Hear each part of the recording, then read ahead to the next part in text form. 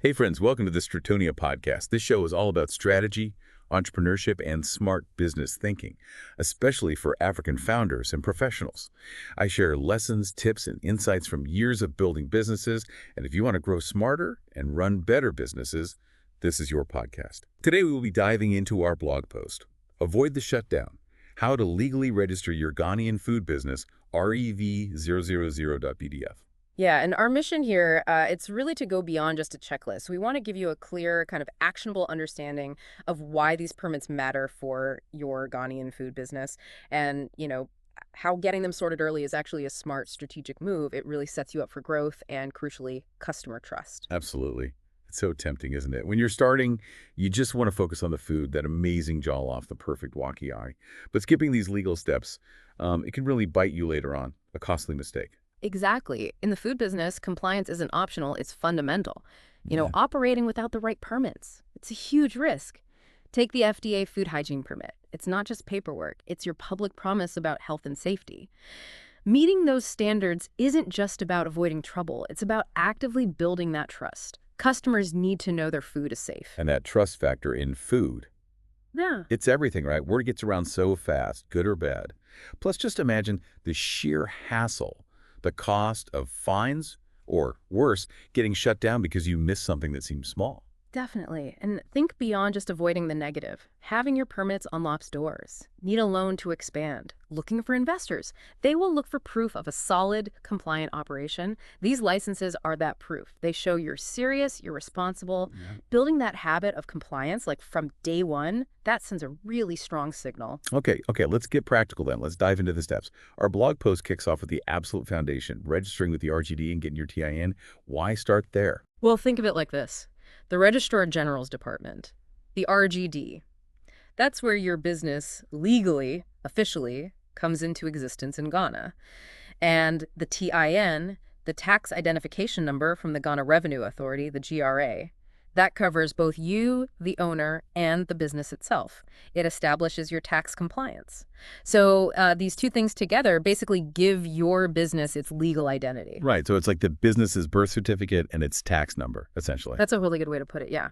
And just like an individual can't do much without ID, your business needs these before you can even think about most other licenses. They're almost always prerequisites. They show you're part of the formal system. Okay, so how does someone actually do it? Yeah. The blog post lays out the steps, yeah. It does.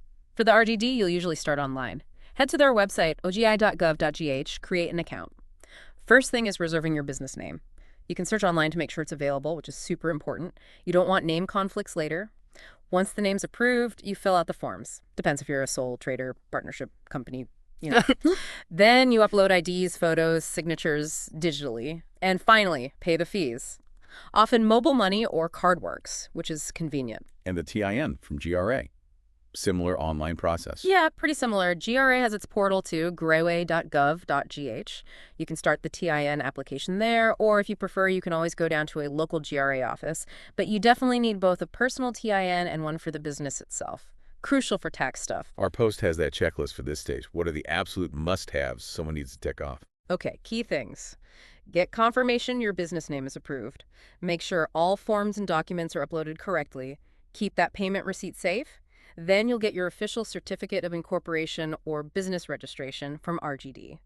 And of course, have both your individual and the business TINs from GRA.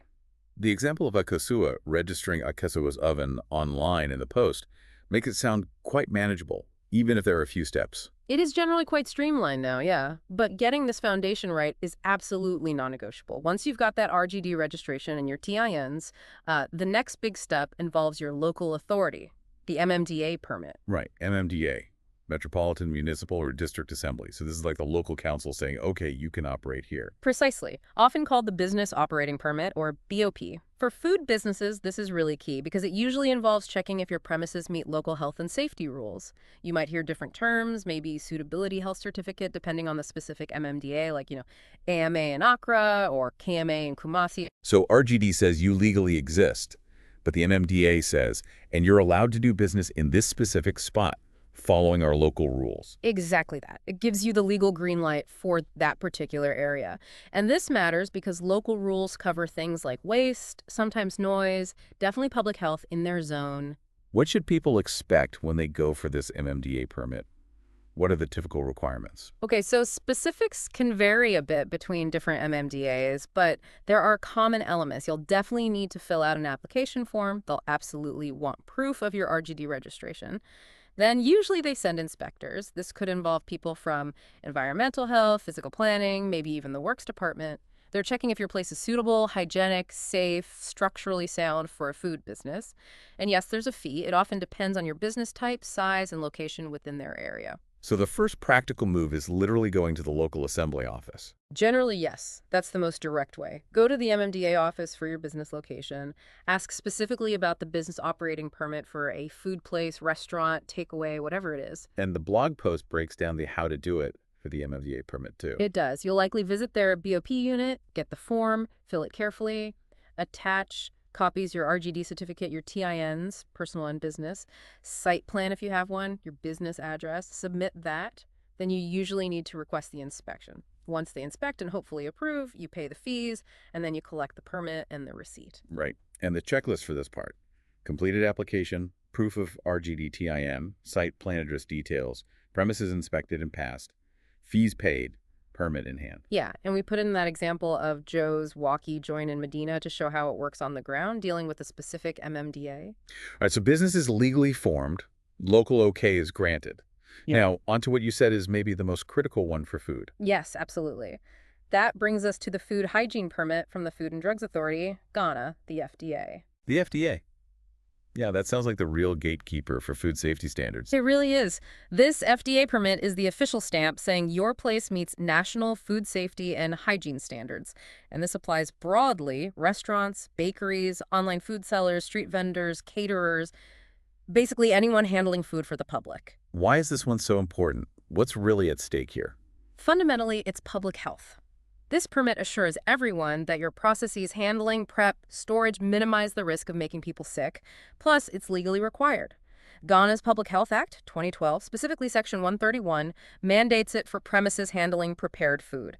Operating without it, that means serious penalties, big fines, even closure. They don't mess around with this. Okay, definitely not one to skip. How does a business owner actually get this FDA food hygiene permit? First stop should probably be the FDA Ghana website, fda.gov.gh. They have guidelines. You can usually download the application forms there, or you can visit a regional FDA office. Given its importance, and because inspections take time, it's smart to start this process fairly early on. The how to do it in the blog post for the FDA looks pretty thorough, more involved than the others. It is, yeah. A bit more comprehensive. You'll need the specific application form for the food hygiene permit. Often, you also need to write a formal application letter to the FDA CEO. Introduce your business, state you're applying for the permit, then fill out the form itself detailing your premises, your operations. Sometimes there's a separate location form too. You'll need supporting documents. Certified copies of your RGD certificate, your MMDA permit is usually needed first. Also, crucially, food handler certificates for all your staff. We'll get to those next. Any food safety training certs are good to include. A list of employees, their IDs. A floor plan of your kitchen or prep area is often required or at least recommended. You gather all that, submit the package physically to your regional FDA office. Then they schedule the inspection. If you pass, you pay the fees, and then you get the permit. Okay, quite a few bits to pull together. The checklist then. Application submitted, all those supporting docs ready, RGD, MMDA, staff certs, pass the inspection, pay up, collect the FDA permit. Exactly, and the example of Comfort's Kenki Shop in Tima in the blog post walks through that FDA journey, giving a practical feel for it. Right. We've covered the business entity, the local permit, the national food safety permit. What about the actual people handling the food? You mentioned their certificates. Spot on. That leads us right into step 4. Ensuring every single person handling food has a valid food handler's certification. Okay, and this is purely about health screening, making sure staff aren't carrying anything contagious they could pass on through food. Precisely. It's a certificate confirming they've been medically screened and are free from communicable diseases transmissible via food. Things like TB, typhoid, Hep A, sometimes others. And why is this needed separately from the FDA permit for the premises? It's a direct public health measure. It focuses specifically on the individual handler as a potential source of contamination. It's about preventing disease spread at the most direct point of contact. So how does a business owner make sure their team gets these certs? Where do they go? Staff need to get screened at specific health facilities or by doctors accredited by the Public Health Department of your local MMDA. It's important they go to an approved place. The screening checks for those specific diseases. If they pass, they get a health certificate, usually looks like a little card. These typically need renewing every year, so it's an ongoing thing. And all food handlers must have a valid one on them or readily available during inspections. Sometimes the local assembly might also insist on basic food hygiene training as well. Okay, so the first port of call here is back to the local MMDA, specifically their environmental health unit. Yes, that's your best bet. Contact the environmental health unit at your MMDA. They can give you the list of approved clinics or doctors for the screening. They'll also tell you about any local training requirements. You need to make sure all staff handling food get this done before they start work. And the process. Visit environmental health, get the list, send staff for screening, submit results back to the assembly for endorsement, collect the certified cards. That's the gist of it. And the checklist is simple. Staff names, IDs ready, screening done at an approved place, cards received and filed. The example of Auntie Linda's foo-foo spot in Spintex, checking her workers' tests. Yeah, it seems routine, but absolutely essential. It is. Okay, moving on. Another crucial safety aspect for any business premises, especially where cooking happens, fire safety. Ah, yes. Step 5, the Ghana National Fire Service Certificate. Exactly. This certificate from GNFS confirms your place meets required fire safety standards. And why is this needed specifically for a food business? Beyond the obvious safety aspect, I mean. Well, it's mandated by law, the fire precaution regulations. It ensures you have basic safety measures, escape routes, the right type of fire extinguishers, especially for kitchen fires, safe wiring.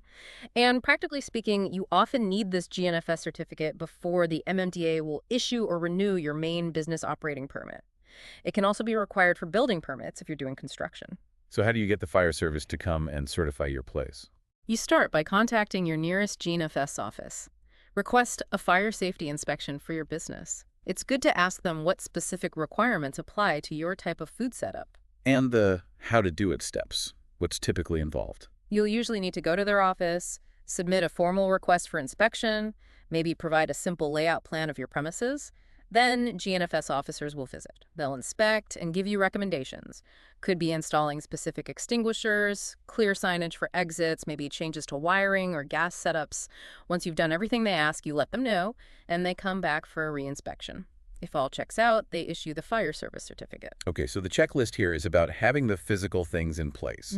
Extinguishers, marked exits, submitting the request, and getting that final certificate. Yep, and the example of Kwame's snack joint in Takoradi in the blog post gives a sense of that inspection process. Now, the post also flags that, depending on your specific business, there might be other things to think about too, beyond these core 5. That's right. The ones we've covered are pretty much universal for food businesses in Ghana. But yeah, depending on scale and specifics, other things might apply. For instance, if you have employees, even just one, you legally must register your business with SSNIT, the Social Security and National Insurance Trust, for contributions. Makes sense. Standard employer responsibility. What else? A big one. If you plan to sell alcohol, beer, wine, spirits, you absolutely need a separate liquor license. This is usually handled by your local MMDA again, but sometimes the police might also be involved in vetting the application. And the blog post gives a quick rundown on getting that liquor license too, right? Yeah. And a checklist. It does. Generally, you go to the assembly office, ask for the liquor license forms. You'll need to submit your RGD certificate, TINs, site plan, probably your fire safety certificate too. Some areas might ask for a police report, photos of the applicant. They'll inspect the premises again, specifically for suitability for selling alcohol. Then there's a fee. And remember, liquor licenses usually need annual renewal. The example of James's Grill and Bar in Osu touches on this. Okay. What if the business is heavily focused on tourists? Good point. If your place really targets tourists, or it's part of a hotel or a recognized tourist facility, you might need registration or a license from the Ghana Tourism Authority, the GTA. Worth checking with them. Any environmental considerations? Yes, potentially. Yeah. For larger food processing plants or businesses producing a lot of smoke, industrial waste, or significant wastewater, you might need an environmental permit from the EPA, the Environmental Protection Agency. So it really depends on the exact nature and scale of your food business, doesn't it? Absolutely. That's why our sort of consolidated checklist reminds you, think about SSNIT for staff. Apply for a liquor license if selling booze. Check with GTA if you're tourist-focused. And contact EPA if you have potentially significant environmental outputs. The example we used, Edam's beachfront restaurant in Cape Coast, probably had to deal with several of these additional layers. Okay, wow. That's quite a list to get through initially. But you said earlier it doesn't stop there, right? This isn't a one-and-done thing. Right. Not at all. That's a crucial point. Getting the permits is just the start.